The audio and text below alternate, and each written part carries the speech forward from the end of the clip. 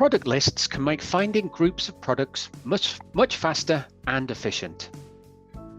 Example lists could be all the items needed for a particular battery storage system, racking for a particular roof type, or even complete systems, perhaps using different panels or inverters. Product lists allow you to quickly add one or more items from the list to the cart in a couple of clicks.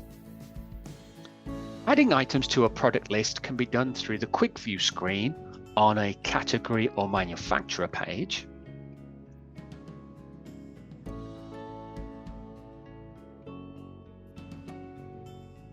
Add to product list. Select the list you want to add to.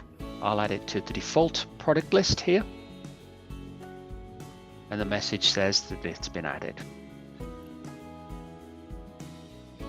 You can also do it through the product detail page. So click into the product itself. Same process as before. You can even create a new list if you don't have one that is already existing that you want to add this particular product to. You can get to your product lists through the My Account section of the Webstore. You can either go to the account dashboard, and the product lists are all listed on the left-hand side navigation here. If I click into one of the lists, I can then manage the items which are in it and even add them directly to the cart. I can select all to add all the items on the list to the cart using the checkbox at the top, and then add items to cart. I can also select individual items from the list to be added to the cart.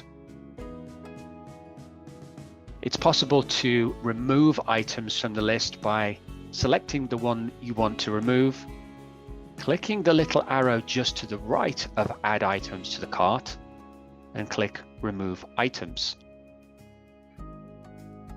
If I select Edit next to one of the items, I can put a note, or I can select a different priority for it. I can also select a different quantity. I can even move an item from one list to another. By clicking the Move button, select the product list you wanted to move to, so the default product list, and the message tells me that that's been changed.